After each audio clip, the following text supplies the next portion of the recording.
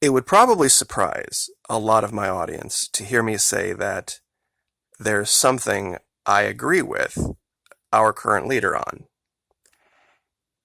There was an article that came out, and it's been covered by quite a few different outlets, that the leader of our country has threatened to shut the border, cut off all trade and aid to Mexico if he doesn't get his way with the wall. Now, I'm all for that. I'm all for the idea of shutting the border and putting the financial pain on Mexico. Absolutely. Pain causes growth. Pain causes change. That border wall did nothing but make them look like victims and really did nothing to motivate them to help fix the problem. Cutting off the border will, and I mean literally shutting it down. One thing, and I've mentioned it before, but I'll mention it again, even if we could snap our fingers and the wall would be built tomorrow, the existing crossings that will still be there through the wall, the legal crossings, it's been identified that 90% of the illegal shit and illegal immigration comes through those crossings. If you shut that down, believe me, that's going to wake up Mexico. All for it. Absolutely all for it. In fact, I would have already done it. It would have been my first order of business. I wouldn't have tied it to some wall funding. I would have maybe played a little quote-unquote 5D chess and said, hey, you know what? I personally just want the border shut indefinitely until we fix the drug crisis. And, if you really don't want me to do that, maybe you could talk me into the idea of building a wall, but you're going to have to sell that to me. That's what I would have advised our current leader to do, because that would have been some kind of a stopgap measure, and that would have made it seem as if they were the ones with the idea. But, he is who he is, and that's, just the way things have played out. Because I just got done dropping a video talking about this, which is really kind of weird, honestly, talking about why have we never sanctioned Mexico? Why have we never sanctioned Colombia? If it's such a great, fantastic idea for to cause change in Venezuela, why haven't we tried it with Colombia? Why haven't we tried it with any of these countries? And the ones he mentioned, Honduras and Guatemala and El Salvador, absolutely. Drop the pain. Drop the hurt. Immediately. Right now. I mean, literally stop writing the checks, cut off the accounts, cut off the transfers, cut off everything, and make them be the ones that have to come to us and say, okay, look, we'll go ahead and actually we'll build your wall. We think it's a good idea. Just reopen the border.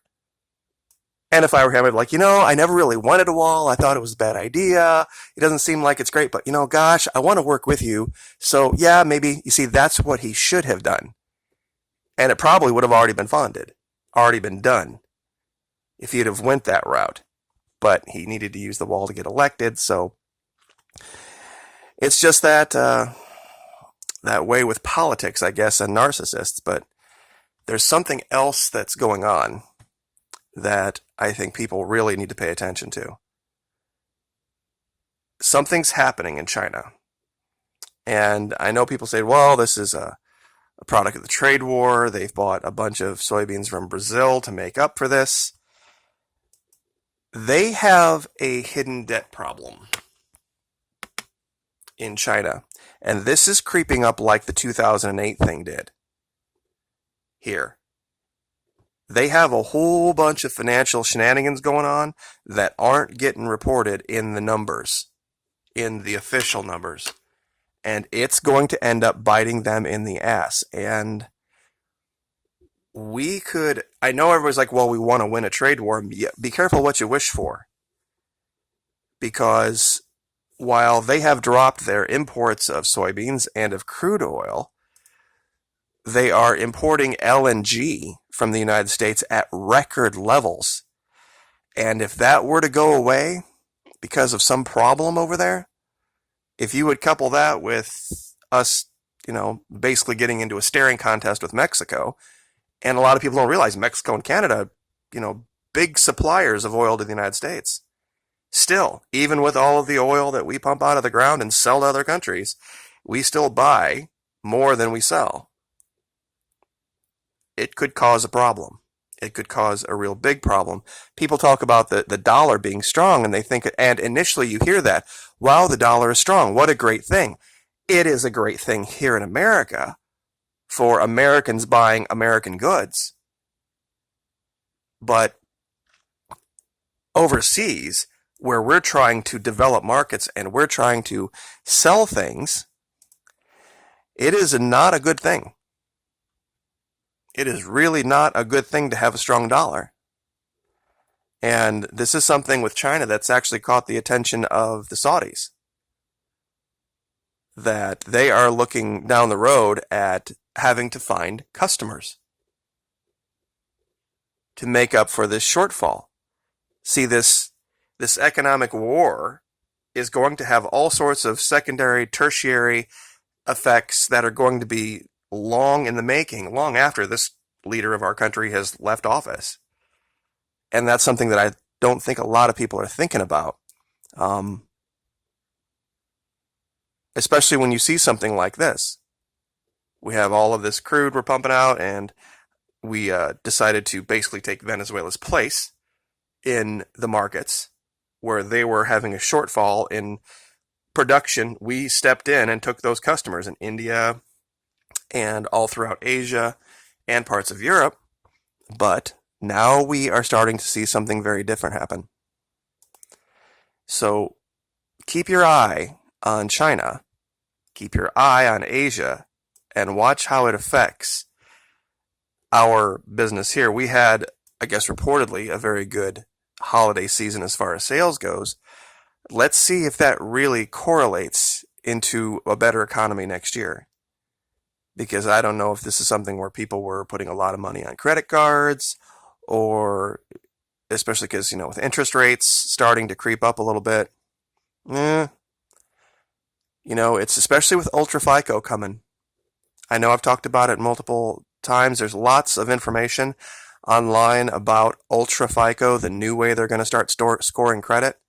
And I know people are like, well, I don't want credit cards, I don't want debt, I buy everything with cash. It's going to affect things other than that. It's going to affect insurance. And that's not something that, if you're going to be any kind of a participating member of society at all, that you can do without. And it's also not something that business can do without. So understand that business is going to have to change the way it operates to maintain the highest credit rating possible. It's you can't even hardly apply for jobs these days without them pulling credit. And with the 3 different companies, Experian, Equifax, TransUnion, depending on what region you're in and what type of credit you're seeking or what report they're going to pull, it can vary wildly. And it's I know that I'm talking to a very adult audience. I look at my demographics, so it's probably not something that I need to harp on too much. It's just the change. They're going to be looking into your bank accounts now. It's not going to be your amount of debt, your utilization, your payment history. It's literally going to be how you spend your money, where you spend your money, and the automatic payments. What do you have set up to guarantee that they get paid no matter what is going to start affecting that number. And it's something China's had for a long time.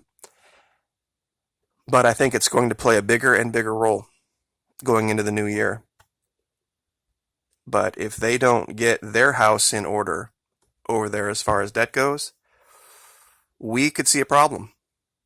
They have the largest population of middle-class people in the world. They have more people in their middle class, their upper middle class, than we have total people in our country. And the entire world is going to be vying for their dollars, their money, their purchases.